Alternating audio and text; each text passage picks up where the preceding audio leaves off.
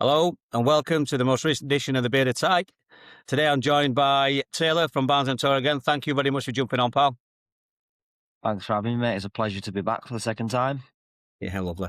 You went to the game, Taylor. Obviously, I've watched your video from yesterday, and I actually stayed at home and watched it. But let's start with the lineup because obviously I think a lot of us as fans were very intrigued to see what the lineup may have been this week with so much interest around DKD and Reyes Cleary.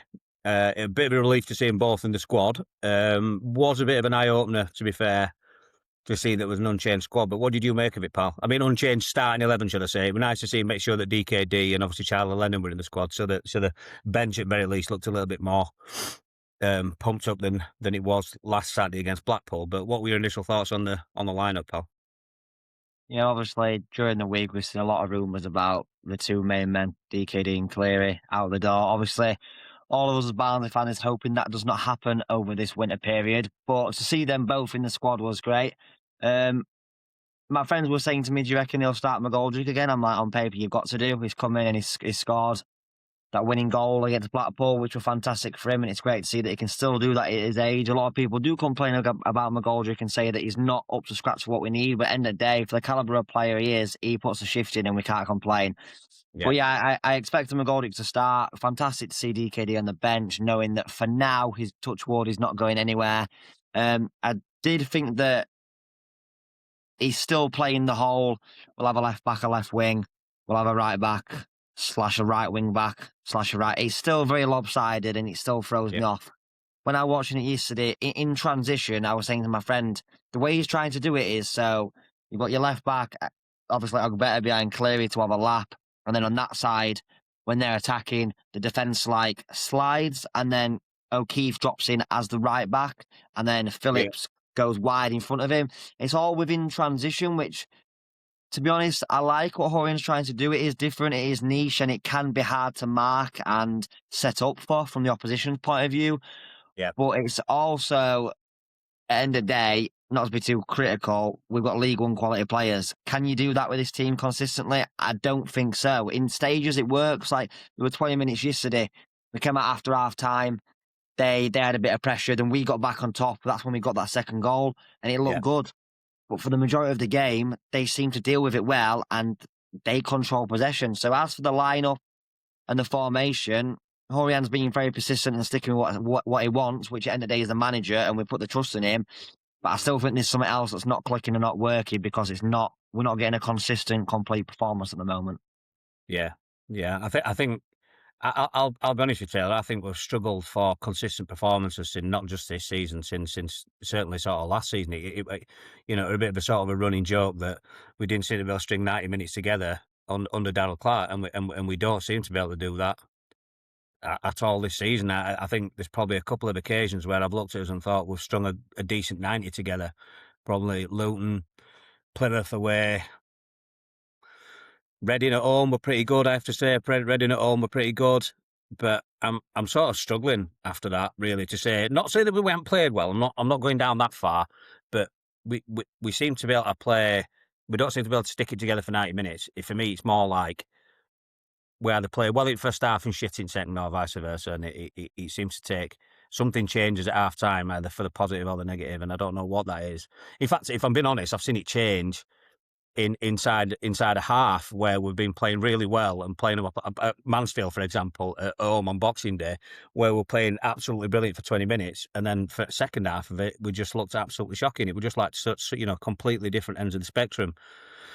So it is, like you say, it is a bit of a frustrating watch. For me, I thought the first half was largely terrible. If I'm being honest, it weren't great. The first half. The goal's a good goal. It's a really good thing. It's a good ping from good spot from Goodman to ping it into Cleary. And then Cleary's done what Cleary does and just brought a few more suitors after him when he turned Andy Yeardham inside out. Nice to see him turn an old red back inside out and put it across, and McGoldrick's there again. But, we got back into the game, deservedly so. I'm not so sure because I thought Reading were much the better team in the first half.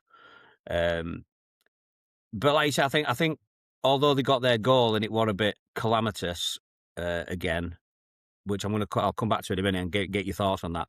But I think overall, although the football wasn't great, we seemed to defend quite well. Like you said, we did defend at times quite well. Really, really worrying to see Jack Shepherd go off, because he usually runs through an injury, but it's obviously something there, so we'll have to see what happens with that. But yeah, for me, first half was a bit of a tough watch. But the goal that we conceded, Taylor, it's. I mean, what are your thoughts on it? For me, it's just a bit calamitous. But what's your thoughts on the goal that we conceded, pal? The first one, it started down their right-hand side, and I noticed a lot of times, I was talking to you about the whole transition thing with the fullback sliding over and all, Yeah. and all that malarkey.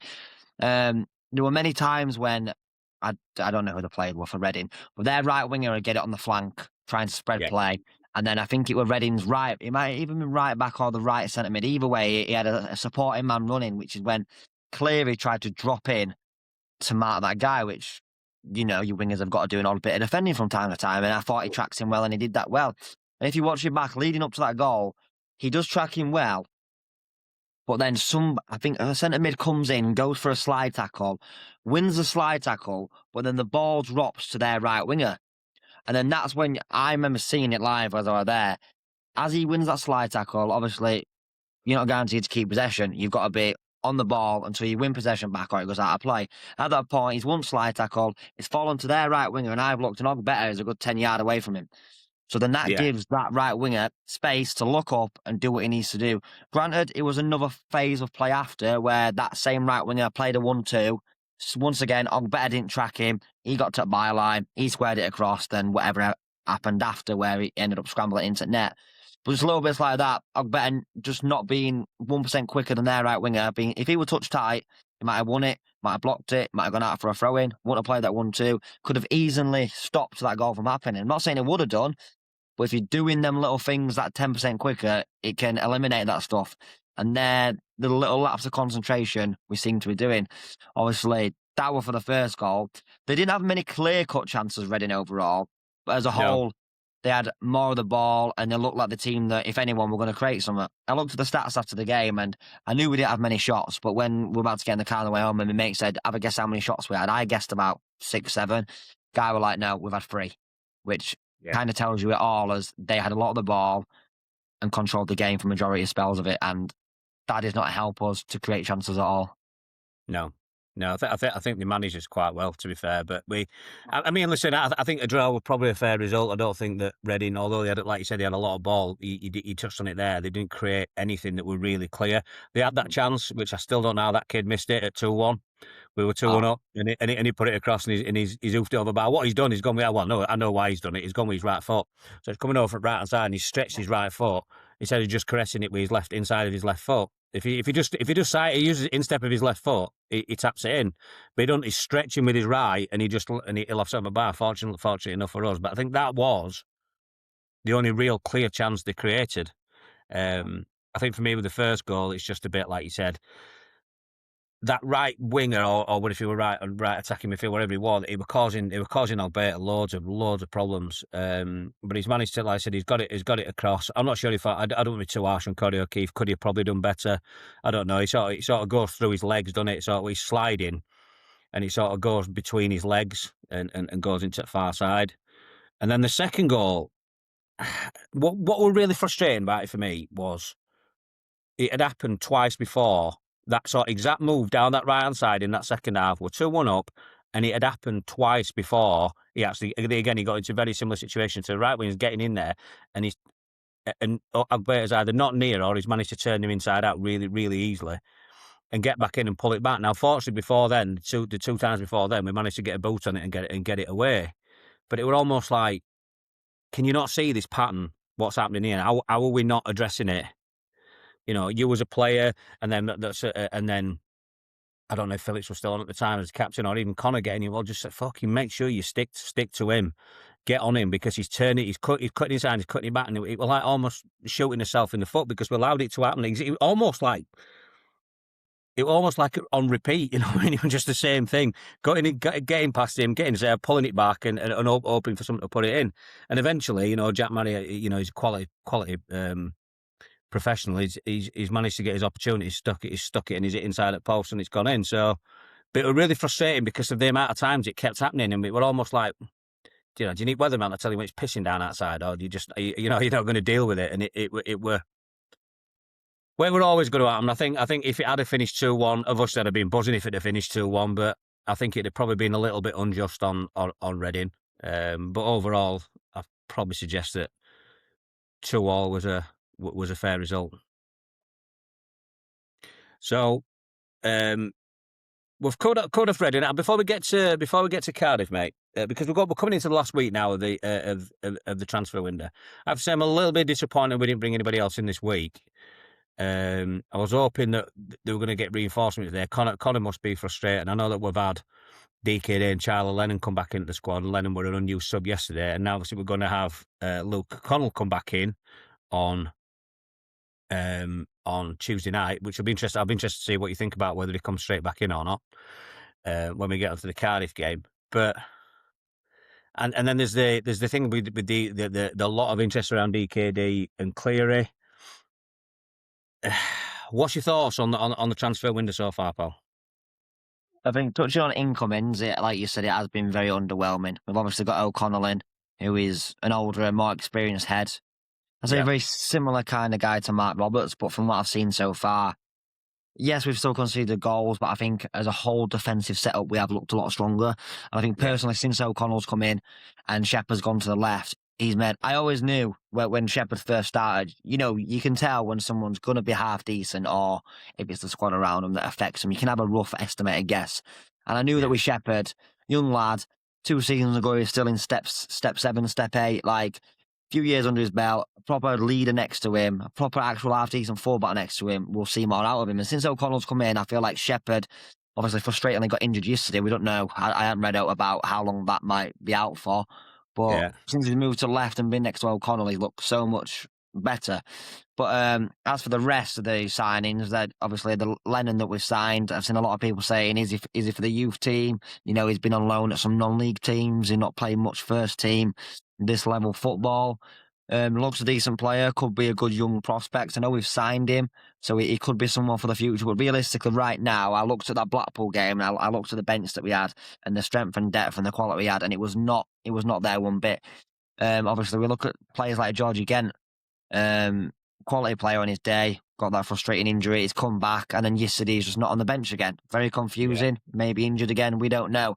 But we need reinforcements, we need signings, and I think we need more depth quick, because if you look at how many games we've played, obviously everyone knows we've only played 23, I think, and most of the teams have played 27, 28, which I've never seen us have that many games in hand for a long time like that, which it could end up being a really good thing, and it could push us up the table if we take advantage of it. But I think with the ability we've got and the squad depth we've got at the moment, with the Saturday Tuesday for like 3 months, it's going to kick us up arse, and we're going to struggle, and we're not going to use it to our advantage. So I think unless we do get some reinforcements fast, these games in hands are going to get wasted, because you can't rely on DKD to do all the goal scoring. You can't rely on Cleary to get every assist in every game. You need players from elsewhere to come in and create chances to make it easier for other players.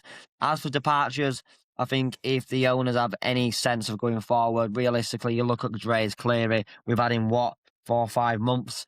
We didn't expect him to be this good. He's been a gem. We'll take it. We'll run with it. We all know as Barnsley fans, 9 times out of 10, we will not see him next season in a Barnsley kit, which if we make some money, so be it. We're used to it. It's the norm now. But realistically, you have to keep him this January. 4 or 5 mil on the table, whatever it is. I heard rumours that the owner said they're looking at 10. Will we get 10? Personally, don't think so. But if we can look at a good 5, 6 mil in the summer, fantastic. But right now, he's our only man creating chances. And if you sell him in January, when he's still got 4 years on his 3 or 4 years on his contract, it's a very, very silly decision. Same for DKD. Yeah. You've got to try and keep him to end of season, because at the end of the day, yes, McGoldrick scored a few, but without DKD, we don't score many goals. And he's our main strike force. And realistically, we need someone next to him, not getting rid of him. Because if we get rid of him, we need another 2 up top, and we know that's not going to happen. If they both go in the summer, so be it. We've then got money to spend. If they spend it or not, that's another situation to deal with later. But realistically, we need players, and we need to keep them too. Yeah, me too. I totally agree with you. I don't see the benefit now of selling either of them now. We've got a week left. Who do we get in? You know, from a strike force standpoint, we need at least with DKD in the squad. This is and McGoldrick. We need at least another one, ideally two. If DKD goes, that means we're bringing in two new ones, two unknowns to the club. It's same thing down the left wing. Who we're going to bring in if Cleary goes? We've got no first team left winger really in the squad. We've got Charlie Lennon. That's it, really. You know what do we do? And listen, I don't disagree with the majority of the outgoings that went. You know, I'd have probably tried to keep John Russell, but whether Russell wanted to, I don't think Russell wanted to be here, so it's kind of by the by. But what's disappointing is we've done what we did last January, and also to a certain extent in the summer, where we've let players go and then we've not got them in. And listen, I know it's not like a tag team thing where it's one in, one out. You know what I mean? You sign one and the next day you got another one coming back in. I get that. But since those players have gone, we've not brought anyone back in to sort of replace him. And the squad was light in the first place. So that, you know, it's 7 out and 3 in so far in this window. So we need to seriously pull his finger out. You know, Connor, you can see. I almost feel for the lad because he keeps saying the same things in his interviews, and you can see in the comments some of the fans getting frustrated and saying same old shit from Connor, blah blah blah blah. It's not Connor Runyan's fault. He's trying, you know what I mean. You can only piss with a dick you're born with, can't you? And that's and the thing is, it's getting more and more difficult for him. But I totally agree with you, mate. I don't see the point in selling either or in this window. They're probably both going to go in the summer, I would imagine, unless by some miracle we get promoted. But I still think Cleary will be definitely going in summer.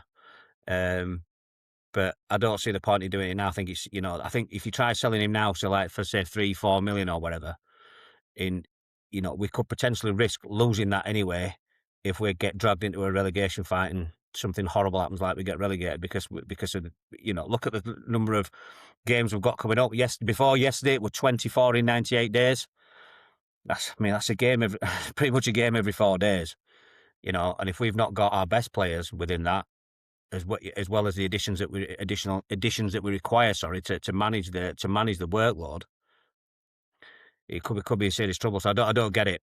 So hopefully we keep them. We'll see what this next 8 days brings us, pal. But I just want to touch on something there. We mentioned about the it could work in our favour with the games in hand. What I don't understand is why we've done, with the international break, where we would have had to use squad rotation, but now we've got all these games clumped together where we're going to have to use squad rotation anyway. So it kind of begs the question, why did we bother in the first place? You know what I mean? Yeah, it's a frustrating one and it's a confusing one because now we're on the back burner, really, aren't we? Like you say, a game every 4 days. If you don't have the ability for the squad rotation, fatigue, injuries, inconsistent, because not every player is at 100% every game. Yeah. And with how many games, it could easily drop off at any point. And like you say, what did you think you said 7 out, 3 in? Yeah. Obviously, like you say, just because you get one out don't mean you get one in. But when you look at the actual quality that we've got on the bench and the quality to rotate, a lot of teams in this league can probably swap. You see on average 3 to 5 players out of the starting 11 and they're bringing in players of very similar quality. And I think we're nowhere near that stage. We might have one or two at tops that we, like you say, maybe obviously you look at DKD coming back and then Connell coming back. First team, quality, in and out. The rest of that, it's either inexperience or you younger kids that, yes, they might end up being decent, but you can't bring them in and be like, right, he's going to do the same job as him. We're sound for this week, then you can swap with you. We don't have that. And until we do get the numbers in and the squad depth. John Russell, I'll touch on him. Personally, I were not his biggest fan. Obviously, a lot of people prefer different players to other players. It's all opinionated. That's the whole part of the spot. Russell, I were not a fan of him. Work ethic, lazy. Everyone can have their opinion on him. But right now, rather than not having him on the bench, he would have been a perfect player to come in and swap with your likes Bland or Kelly when they needed a rest. Because at the end of the day, he could put in a 20, 30 minute stint for rotation when you needed him, whether I liked him or not. But now we don't even have him as an option, and we brought no one else in. It's kind of like we're throwing stones at a brick wall, and until we get anyone in, it's just going to be that same old, same old. Yeah, that was kind of my opinion on John Russell as well, mate. I think at times he had some good games, but we know from obviously came in halfway through Duff season, watching him week in week out, he's had a lot more poor games than he has good games. But I think we just like you just touched on there, to have his experience to be able to just come in and do a job for us when we need it in these busy periods would have been advantageous to us. But I understand, if he don't want to be here, but if he goes, he's got to replace him. But we've let him go and we've not replaced him yet. So a massive, massive week, almost a season-defining week coming up, or season-defining 8 days. And I'll be honest with you, I don't really trust them all to do it, because I've seen them let us down so many times before. But we'll have to see what happens, mate. We'll have to see what happens in the next 8 days. So anyway, move on to Cardiff. So we have Cardiff away on Tuesday night. I don't think it's any understatement to say that's an incredibly difficult game, probably the most difficult game we've had of the season so far to date. They're on excellent form. Are you going to the game, Taylor? Luckily, I go on holiday in the morning, so I'm avoiding it. So no, I won't Oh, be there. Oh, marvellous. You going anywhere nice? Just to Tenerife for one at lad's birthday, so I feel like I've dodged a bullet. Sunny Tenerife or Wales on a Tuesday night. I think we all know the answer. It's a difficult one, mate. It's a difficult one, isn't it? You know what I mean? A rainy, cold, horrible Tuesday night in Cardiff where there's a good chance we could get pumped, or a bit of winter sunshine. I don't know how you made the decision, pal. But anyway, listen, Cardiff are on some really good form. They're unbeaten in 7. They drew 1-1 with Stockport yesterday. It's a decent result away at Stockport, that, to be fair, because Stockport seem to be finding the feet again now. They've got a couple of new signings in, and Ollie Norwood's back in the middle, so they seem to be picking back up again. They're a very solid side, Stockport, so it's a good point for them away there. But they've drawn 3, won 4 in the last 7, unbeaten in 7 in the league. In fact, they've only lost 1 in the last 13, I want to say. So they're on a really good run of form, and there's a reason why they're top of the league. But for me, the biggest concern is their home form, because they have been nothing short of brilliant at home. 14 games, 11 wins, 1 draw, 2 losses. They've got an average of 2.43 points per game at home. Their away form's a little bit different. It's not. It's sort of mid-table-ish sort of form, but the home form is absolutely top of the league. They're averaging 2.21 goals as well at home per match as well. So I don't think it's an understatement to say it's a difficult game. Yeah, massively. Yeah, well. So what would you, any changes? So I know we touched on. I mentioned Luke Connell earlier, Taylor. He's now coming back from his suspension. Does he, for you, come back into the team? This is where it's a tricky one, and you can sound very hypocritical, because I've previously just moaned about the lack of depth and being able to change it. I think personally, since before he got suspended, he was hitting a bit of a rough patch. I saw a lot of fans on social media getting on his back. He's not captain material. He's not the same old Connell. Blah blah blah. But I think at the end of the day, he is one of our better / most experienced players. And at the end of the day, when he's in that middle of the park, I personally think we are a better team. Couple of games since he's been gone, you could say against Liverpool, yeah, we did look stronger. But Liverpool, one of their games where everyone plays to 100%, no matter who's in that middle of the park. I don't think he'll personally come in straight away, because I think Horian respects Bland, Kelly, and obviously Phillips, if you want to class him as a centre mid, even though he plays more right wing. But I think he will keep the core of what we've got in the middle at the moment. If you look at bringing players in, I think personally against Liverpool, Jürgen Nathan were probably our best player on the pitch. He just impressed me massively, and then the next game he got dropped. So you just don't know. I think he will come back into the squad slowly but surely, but I think as of the fixture against Cardiff, I don't think he'll start him. There's a chance he could. Horan could see it as, yeah, we're playing best team in the league on paper. They're absolutely solid at home. They're very, very hard to break down. We do need more of our experienced pros in middle. And I think these few games off might be what Connell needs to get him back up and going. And a few games to reflect on his past performances, get his head back right. Because I feel like the red card itself in Wigan was just a whole mash-up of frustration and anger of what's not been going right compared to what normally goes right for him. So even though I don't think he'll start, I think he will come back a better, more consistent player, as we all hope he does. I just said personally, I think he may well start just because we've had to play another player in that pivot. You know, Connor seems to be pushing forward with the two central defensive midfielders in front of the defence. Personally, for me, I'd only play one there and push the other two further up. But that Connor seems to want to go with this with that system, which means he's usually pulling Adam Phillips into that role.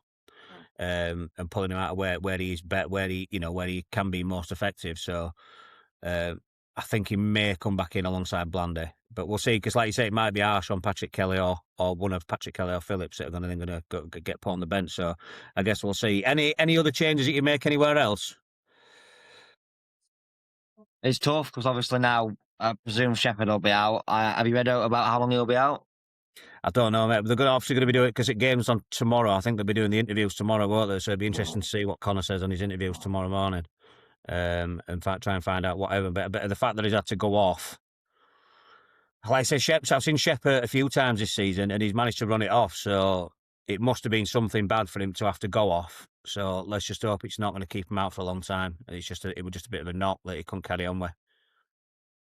Yeah, obviously he's going to be out. So obviously we brought on Dijavigny, but when Dijavigny came on, obviously my friend was saying that he can only play to the right hand side. Which, if you notice when you're watching it, Dijavigny went to that right back / right centre back role in transition, whatever it's called, and then Tanai Watson, who's normally your right back, sometimes can play left back. He then went to like the left centre back role next to Ogbetter, where Shep was.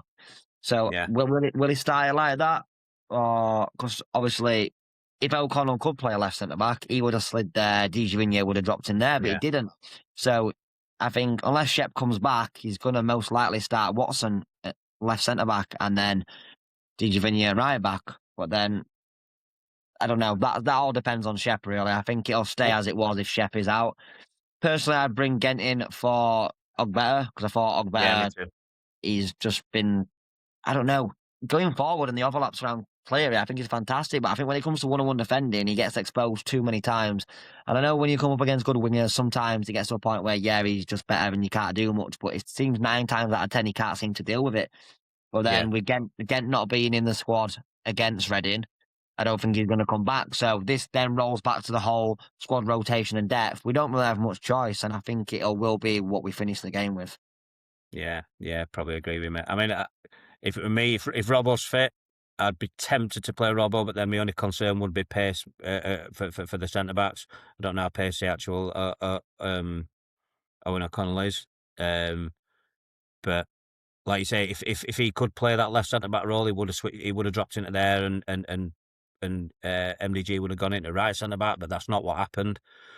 So it'd be interesting to see what happens. If Robbo's fit, I'd drop Robbo in at left centre back and put him at right centre back, and then you've got left foot on left, right foot on right, and two bit experienced heads in middle, especially against a team like Cardiff. But I guess we're going to see. So I'd shake it on now for a draw. I'd just say, let's take a draw. I'll be happy to take a point, 100%. Let's move on to Saturday. But I think it's going to be a challenging evening for us, if I'm going to be perfectly honest. But it's just like us to go and pull some out and go and beat them. But let's see. What's your score predictions for Tuesday night, mate? I just think when we roll back to how you said, they just look at home, they look solid, they look strong, they look consistent, they look hard to break down. Obviously, I read recently their striker, that Salech, I don't know if I pronounced that right, but he got stretched off or took off. He's injured. Right. So that could play into our hands. But I look at Cardiff's back line and it just looks solid, organised, and I feel like a lot of times we do look out of ideas to break down a solid back line. And if we're going to struggle against anyone, it's going to be them. So unfortunately, and all my friends every week call me negative and boring, but I think we will get nilled, and I think it'll be a 2-0 Cardiff. I was going to say exactly the same, mate. I think I'm not being negative. I generally try and be as positive as I can about the results. I'm just being realistic. I think that going away to Cardiff, with the smaller squad that we've got, and and seeing the last few performances, Liverpool performance aside, I think we may struggle, mate, and I think realistically we'll come away with 2-0. But I'd bite your hand off now for a draw. So right, so thanks everyone else for joining me. If you don't follow Taylor on his for Barnsley on Tour, make sure that you go over to YouTube and give him a follow and give him a subscribe. Taylor, thanks very much for joining me, pal. Really appreciate you coming on. Thanks for having me, mate. Roll on next time. Yeah, absolutely, pal. I look forward to it. So comment below what you think the score's going to be and any changes that you might see to the squad. I'm going to be doing a review of the Cardiff game. It's going to be on Thursday. But so until then, I'll see you after.